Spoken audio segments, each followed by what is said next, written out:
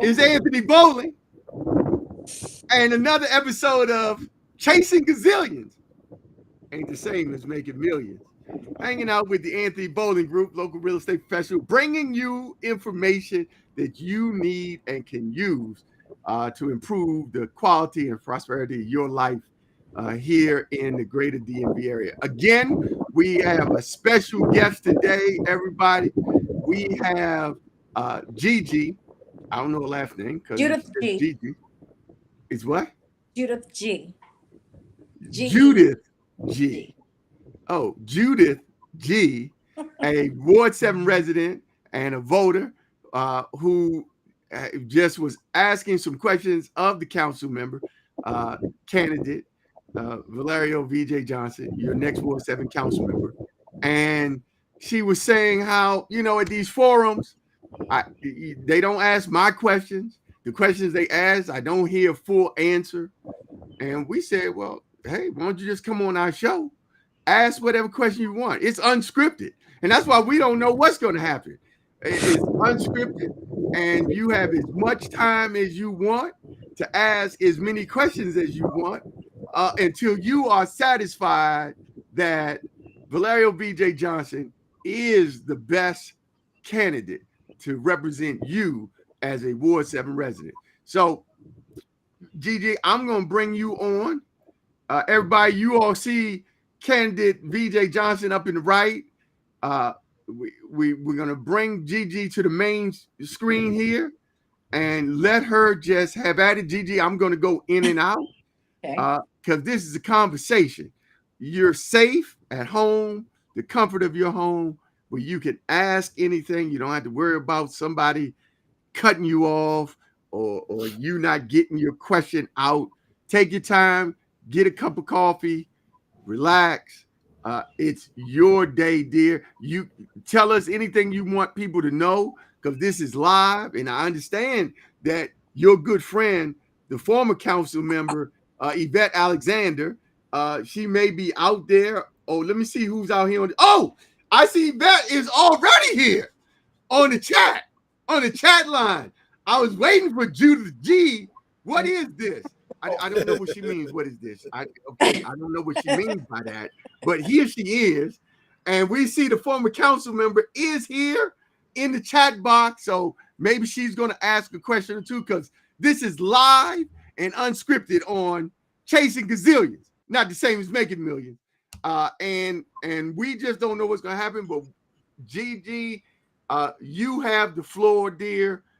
You can introduce yourself, tell people a little bit about you, your background, how you come to be here, what they should know that's important about you, and then we're going to let you just have at it. All right. Okay.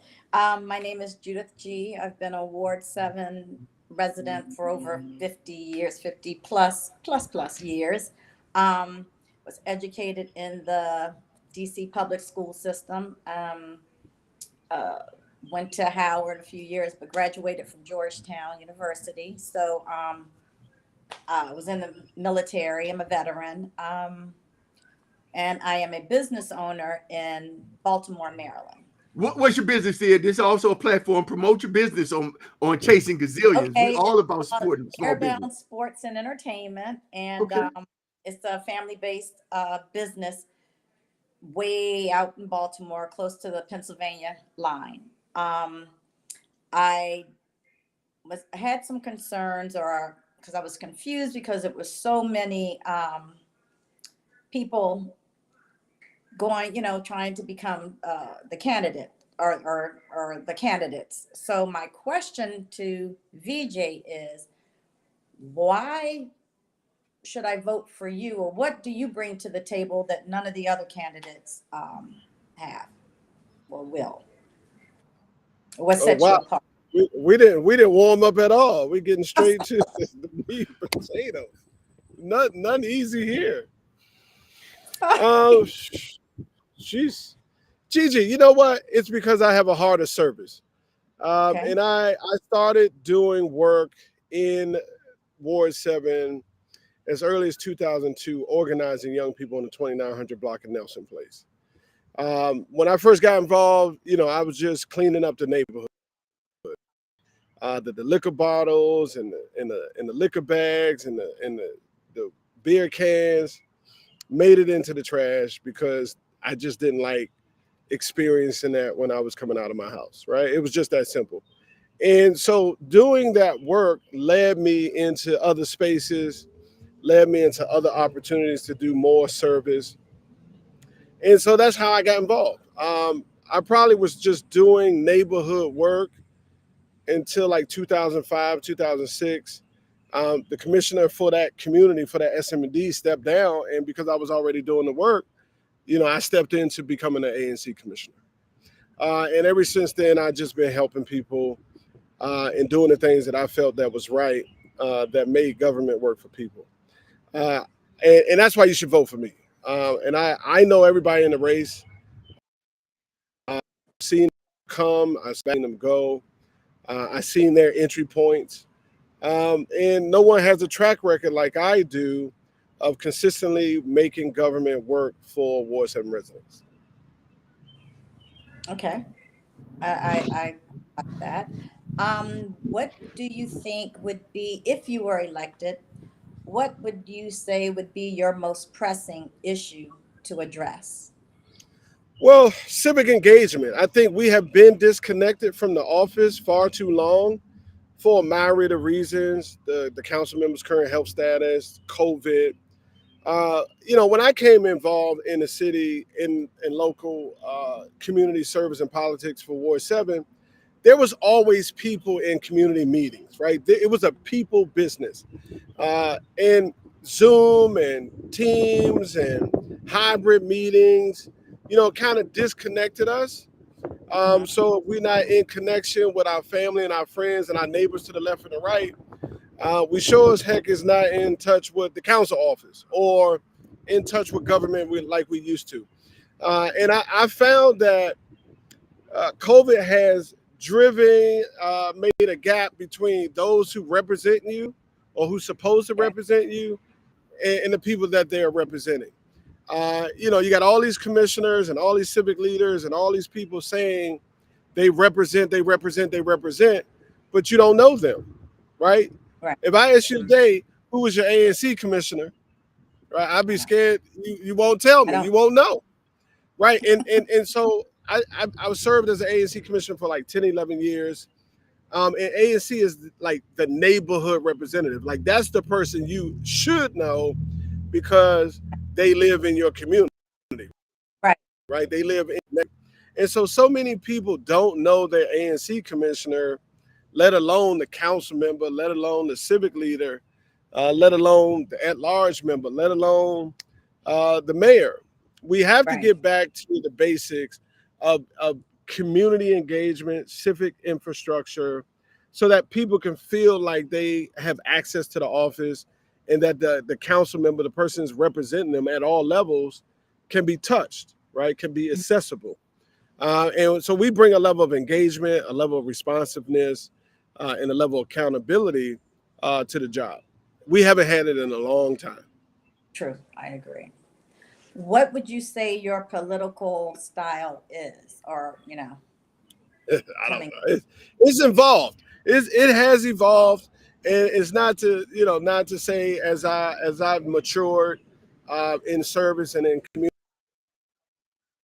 direct or as bombastic as it once was when I was young and eager and fiery.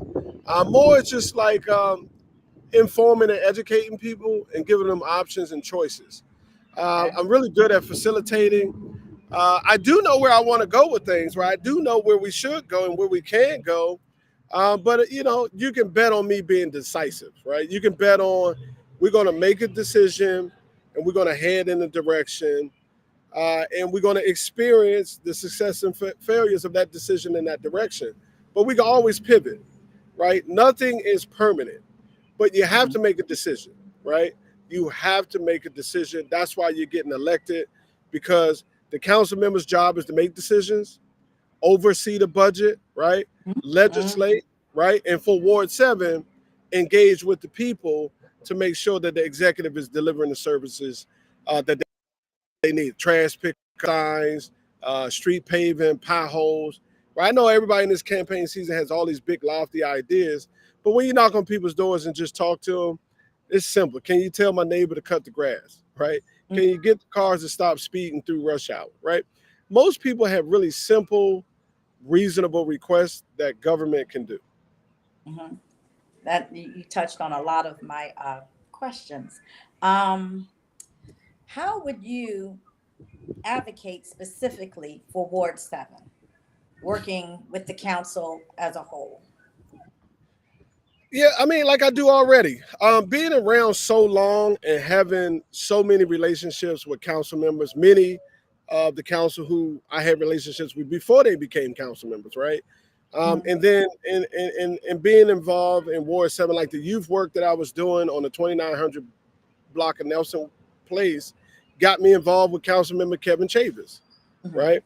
It kept me involved with Councilmember Vincent Gray, right? When especially was doing youth development work, because that was his background, right?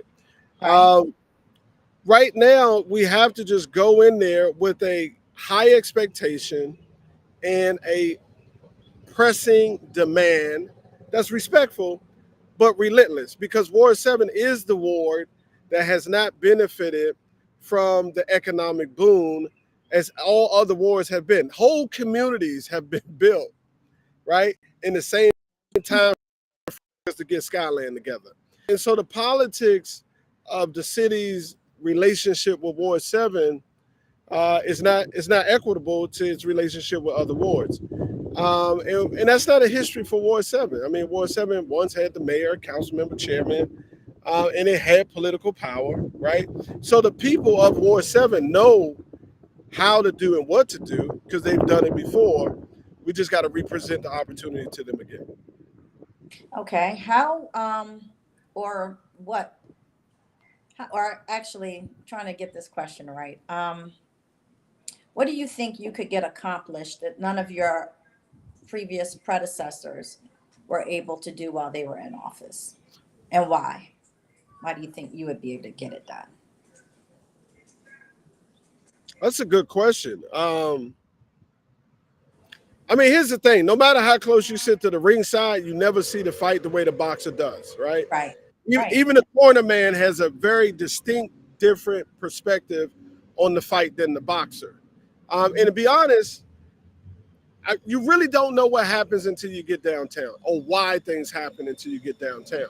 But what I can guarantee from my office is that it's going to be engaging and responsive. I control my office. I control the staff. And we can call you back. We can have monthly leadership meetings. We can be out in the community having events and engaging and listening and talking. I can guarantee that as the council member. And that's the first thing that most residents tell us that they want. They want to be able to touch, see, taste, feel, listen to, talk to their council member as a legislator, but also as a neighbor. I can guarantee that. That's the one thing all council members can do, is guarantee how they engage with their representatives. Something else I want to focus on is just how we approach economic development. We spent 10, 20, 25 years with the Skyland Development Town Center. It's almost to completion. We are building 75 units of housing there, 126 townhomes there, and that project will be completed. What we now know is how to do that throughout the community, right? Committed neighbors, a vision, the right strategic and stakeholder partners that are corporate, and a real demand and commitment to persevere government to make sure they do what they're supposed to do. We take that model to Capitol Gateway. We press the executive to determine that fair market value so we can get that grocery store there that was promised, and we bring people with us. We look at Fletcher Johnson, right? One of the largest parcels of land and projects, 14 acres. We do the same thing. And I know public safety is what people are crying for. They want to feel safe. They want to feel secure. So we have to make sure that we're increasing officers. We got to make sure we're doing intervention. We got to make sure we're doing restorative work. But I'm really hard pressed on punishing violent offenders, closing the loopholes, right? Stopping the quick releases, right? making sure that people who rob you, who take your car, who shoot you, right, who harm you, spend time, a little bit more time in jail so they can think about what they're doing. But I think the best way to solve the education issues and the crime and public safety issues is to put money in people's pocket. Most of the crimes that we experience in our community are crimes of economic opportunity. People are broke and people are just trying to make the best that they can do with the means that are in front of them because they just don't believe that working two jobs, watching their mother struggle, not being able to feed the little brothers and the little sisters, that just ain't gonna work, right? Now we got to change that value system because you do got to work and you got to work hard and you got to work over time and persevere so you can get those access to those opportunities. But right now we know most of the crimes are, one, tied to economic opportunity, and two, tied to people's inability to manage their emotional and mental health, right? Because if I'm on a bus and I step on some kid's shoes, his response to stab me in the neck is crazy, right?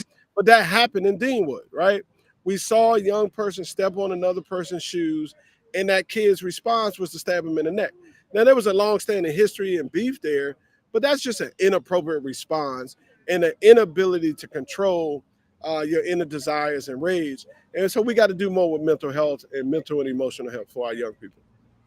Okay, speaking of the crime, how, if any, would you be able to, I guess, combat or try to curtail the crime in Ward 7, especially? Well, this is what we agree with. Go ahead, I'm sorry. No, go ahead. What was the last part? No, just saying, especially in our area today, it's like it's off the chain. So if elected, how would you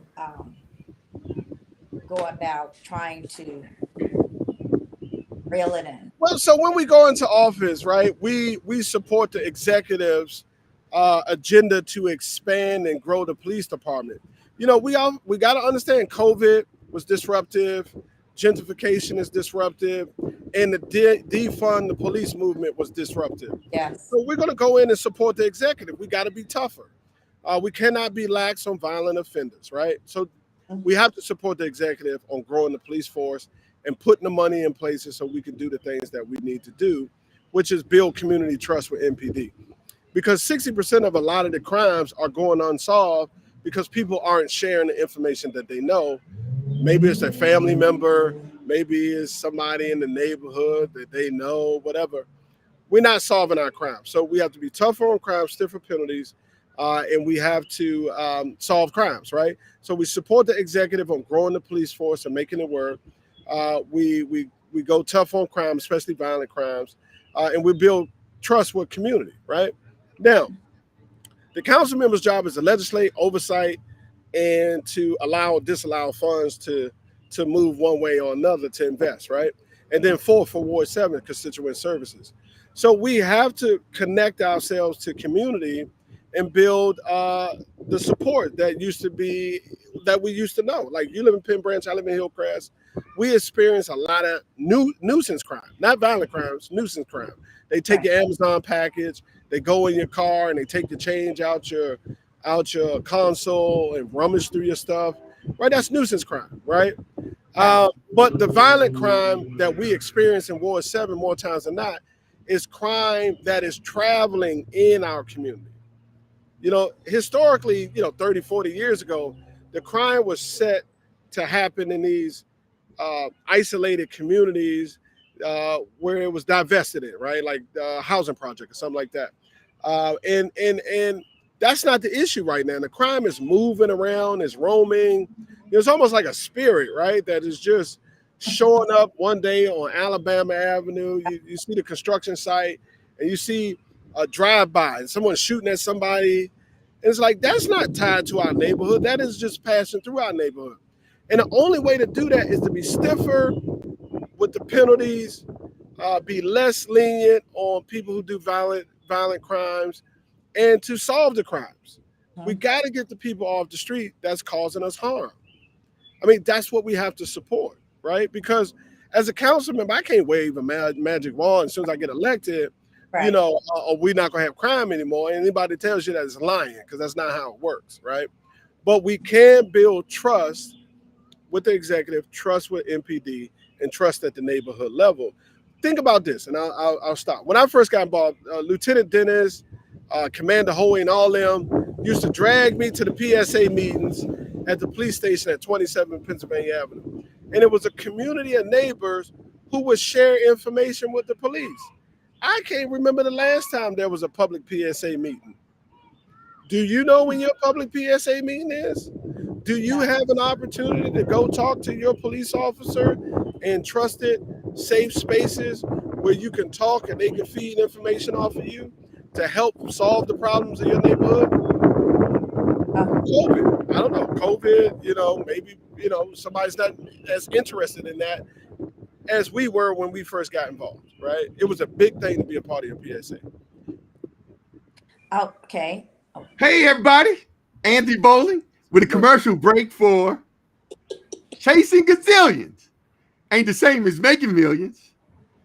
Hanging out with the Anthony Bowling Group, local real estate professional here, bringing you information that you want for the improvement of your life. I wanted to jump in, to give both Gigi and the council and VJ candidate an opportunity just to breathe. Also to remind Gigi that you have as much time as you need, dear, to ask as many questions as you like here. So feel comfortable with that. And also, I wanted to make this one comment about public safety. VJ, the other day you had an interesting observation or an opportunity to deal with a resident who had was dealing with a vacant property that was overgrown with grass, but also had a tree that was growing and hiding a stop sign. And I wanted you to share with everyone your take on that situation, describing it, but how it relates to public safety. Yeah. Public safety is just not violent crimes. Public safety is traffic fatalities, right? Public safety is living in a environment that you can trust, where you can let your guards down and you can be vulnerable. Look, if you have to leave your house, look over your shoulder, and you are fearful just to go to your trunk, I mean, that's crazy, right? Now, where I live, right, we have cut through traffic during rush hour. People think public safety, someone's going to rob you, steal, kill you. But look, I got to be mindful that my son, when he comes out the house to go across the street to get in the car so we can go to school, that some Maryland driver is not blowing past the stop sign, right, and disregarding the safety and comfort of us in our residential street, right? We're not Alabama Avenue, we're not Branch Avenue, we're not Pennsylvania Avenue, right? We're just a little neighborhood street where Marylanders cut through and speed to get to where they want to go, you know? So we got to think about public safety as in a totality.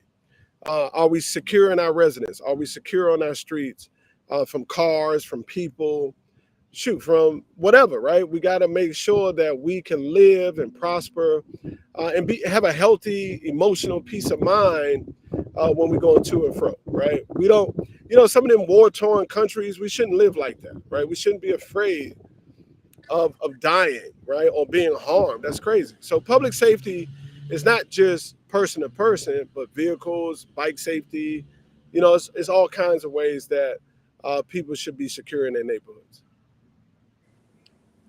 Speaking to that, we have the same issue in our neighborhood. No matter how many one-way signs or how many speed bumps they put in there, they're always cutting through, blow through the stop sign. So yeah, that is a big time problem. Yeah, and you know, Penn Branch is a maze anyway, so I don't even understand. So like where we are, people come across the Maryland line, they cut on Gainesville, they cut on Denver, they turn down 33rd, 32nd, and they just go, right, to get to Alabama, cut through the other side and go down 27th or go to the Starbucks or whatever. But Penn Branch, you go down there, you get lost. I don't even understand why you think you could cut through Penn Branch off Pennsylvania Avenue, right, and think you're going to end up somewhere else. You lose 5-7 minutes because if you don't know the neighborhood, you're going to lose it, right? Because there ain't but 2 streets that's going to lead you to another street that's going to Right. lead you to Branch Avenue, right, and to Minnesota Avenue, and then you can jump on the highway, right? But I mean, I know this kind of stuff intuitively because I'm a part of the community, and what I try to get people to understand. My 20 years of experience, starting from the 2900 block in Nelson Place, going to downtown, going to the council office, supersedes any person's 6 months of campaigning. What those people have been doing in their 6 months of government finance campaigning is hearing what people are telling them that are issues to them at the doors, right? I've been doing that for 20 years. But not only have I been listening to people for 20 years, I have been solving people's problems, making government work. And the example that Anthony just told us, we was on Alabama Avenue between Fort Davis and Q Street. We talked to all of those neighbors, and all those neighbors say they want traffic calming, right? And all one neighbor has to do is get a petition from DDOT and start the process, right? So we was being helpful. One lady at the corner of Alabama and Q has it looked like a weed, right? But it has grown so big that it's in the street and you don't see the stop sign, right? So that's the first problem. And then next to her is a vacant house where the grass is 3-4 feet high. So it's rodents and all kinds of stuff that's happening, right? So you got a vacant house, you got an unkept property, you got a big old tree blocking the stop sign. The lady can't park in front of her house. She is 69 or something like that with some mobility issues. And she doesn't have a garage. She doesn't have a driveway in the back of her house. So it's just the alley. So she has to park on the side of her house because she can't park in the front of her house. And I think the other thing was they put a Metro bus in front of her house. So now she has to park further away from her house because you can't park in the bus zone. So here it is, one resident, 3 houses, complicated problem. And she was so frustrated because she didn't know where to start. And if you don't understand how to make government work, you go one agency and they tell you, yeah, we can't help you. They run you to another agency and that agency say, I can't help you. But when you look at this lady's complicated problem, it's DDOT, it's WMATA, right? WMATA doesn't do anything without DDOT. DDOT won't do anything, without their urban forestry. The vacant property is not DDOT or WMATA. It's what used to be DCRA, right? I forgot the name of it. They split it. But it's like 3 or 4 agencies involved in solving her complex problem. And who knows how to do that? What candidate did you talk to, if you talk to any of the candidates, that can explain to you that as a council member, they know how to fix that problem? None. Right. So people will say, you can learn on the job. Yeah, you need capacity. You need competence. You need capacity. And you need demonstrated commitment to persevere some of these problems. We have a problem on Hillcrest Drive, 2 years old. Somebody bought a driveway in a tax sale, right? It's so crazy. Bought a parcel of land on the neighbor's parcel. They got a public space that's not a real alley controlled by the city. And somebody bought part of their alley in a tax sale from the government, right? And now we're trying to figure out how to develop the alley. How do these people, give pieces of their easement to the government to develop an alley because it's an older community. EMS, right? How you gonna get the fire trucks back there? How you gonna get the ambulance back there? Who's gonna pave it? Who's gonna clean it up in the snow? How you getting your trash can back there? So if you know Hillcrest Drive, they use the back, not the front, because it's 3 stories high and all them steps. And most of those neighbors are older. They're not using the front of their house anymore. So we have these kind of complex, nuanced problems that you really got to have patience and foresight and insight and experience to help these people with their problems. Or the people get frustrated and they don't want to participate anymore. And they just say, the hell with the process. No one cares about me. They're going to do what they're going to do anyway, right? And they just shut down, right? Or they move. We got new residents that's just getting up and moving. They ain't staying. They ain't enduring, right? They getting up and going. That's true. That is true.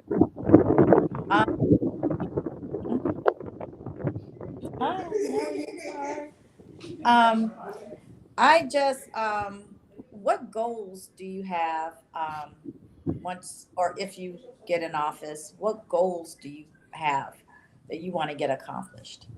Well, once we get in office, I want to build up the civic infrastructure. Like, I want to make the office accessible. I want people to feel that they can see me, they can touch me, that I hear them, right? That I listen. And that just, the 6 months between us winning on June 4th and us taking office January 3rd is an opportunity to do facilitated engagements. We can continue our press to meet neighbors at their door. And in fact, we can pick it up at a whole nother level because we have so much more support that we can get people back involved at the civic level, back at the PSA, back at the ANC level, which is what we got to build up. I also got to learn aspects of the job, what's working, what's not working, what's in the pipeline, what was in the pipeline, right? Then I got to learn the culture of the council. Then I got to learn the personalities of the council members, right? And then I have to trade off and figure out how to cooperate with the executive, because the executive controls all the functions of the government. They're the executors. We as council members are the ones who provide oversight and make sure things are working and making sure that the money we spending on services is actually having an impact on the residents, right? So those are all the things that I got to learn. So I could do that in the first 6 months. And then the first 2 years of my 4-year term in that first council period, I have to understand how to leverage my power and authority and influence in committee participation. The chairman is going to give me a handful of committees to participate, and I have to participate in those committees to find out how to get more power and more influence to deliver resources to Ward 7 residents. Okay. And my last question, that's a good one. And my last question is, how would you go about advocating for seniors in Ward 7? Advocating for Seniors in Ward Oh, 7. well, that's easy. I'm a caretaker. Okay. As a caretaker, so as I learn resources from my mom,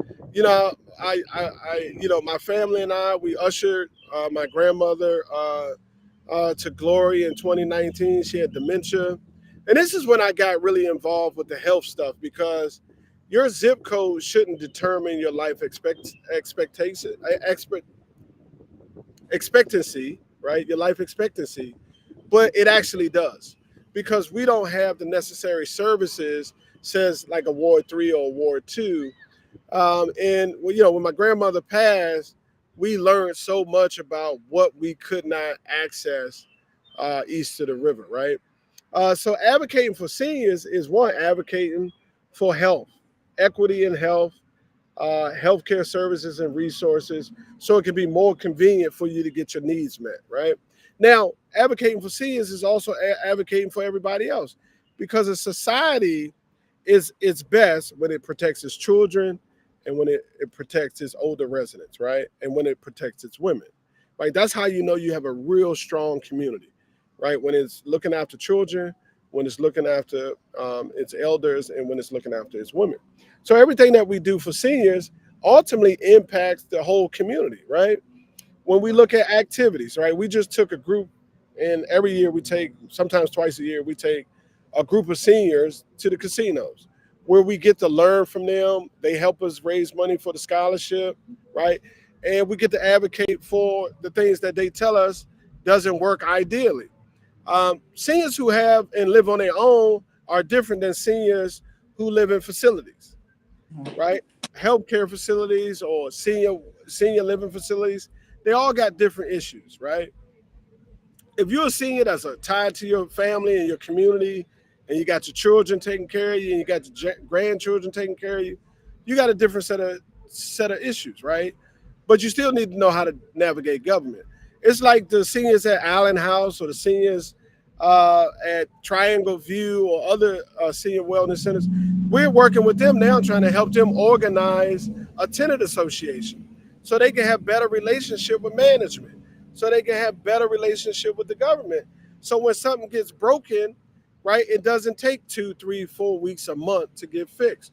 When a security door is broke at a senior facility, it shouldn't take 3 weeks to get fixed, 4 weeks to fix, right? That doesn't happen at Leisure World. That doesn't happen at this the facility on Military Road, right? We got to do more to make sure we are doing for the people we say we represent. And again, I am knowledgeable of this. I am aware of this. I am one person. I'll have a staff of 5 or 6, depending on how I do my budget. But that's why we got to build the civic infrastructure. That's why we have to empower people to have their own voice and teach them how to do for themselves as much as possible. Because Ward 7 has like 80,000+ people. I'm one council person. I can't help 80,000 people in 4 years. But I can do things to make government work better, right, and more streamlined and more impactful. Okay. That was all the questions that I had that you addressed. Thank you for your time and inviting me on. Everybody, give it up for it. VJ. VJ. VJ ain't told nobody I know her daddy. And her daddy and I used to work with young people at the Southeast That's White true. House. That's You right. ain't tell them we took young people to New Orleans to build houses after Katrina, and the work that we've been doing with kids at Randall Highlands, at Sousa, at Benton Terrace, right? Your dad has been a very influential person in my life, and I enjoy working with him. Yeah. And his whole crew. Thank That's you. right. Thank That's you. right. And we appreciate Judith G coming on. She represents an example of Ward 7 residents who know things but are not true. They in this case, where we have residents who know the work of VJ, the community man. They experienced him. They benefited from him. He's been involved in their lives and serving the residents of Ward 7. But they were unaware that VJ, the community man, is also Villareal VJ Johnson, the Ward 7 candidate. They are one and the same. Future councilman. As your council member, one and the same. And that's what you will continue to get from VJ as your council member. The same man who has community at heart, who's been serving the residents of Ward 7 for more than 2 decades without a title, is going to be the same person that's going to do even more for you. Without the title of council member, without the title of councilman, I've had a couple titles. I'm the president of Hillcrest. I've been the ANC commissioner, ANC chair, martial rights board member. I've had titles, but I haven't had the title of council member. That's true. There you go. Mayoral appointee. I've had titles, but not the title. Not the title. So we want to thank you, Judith, for coming on. We appreciate this time you've taken and your questions. Please share with your friends. Please, I invited former council member Yvette Alexander, who came on board. She was waiting for Judith. She was here. We invited her to ask questions. She did not ask a question at this time. Hope she enjoyed the show.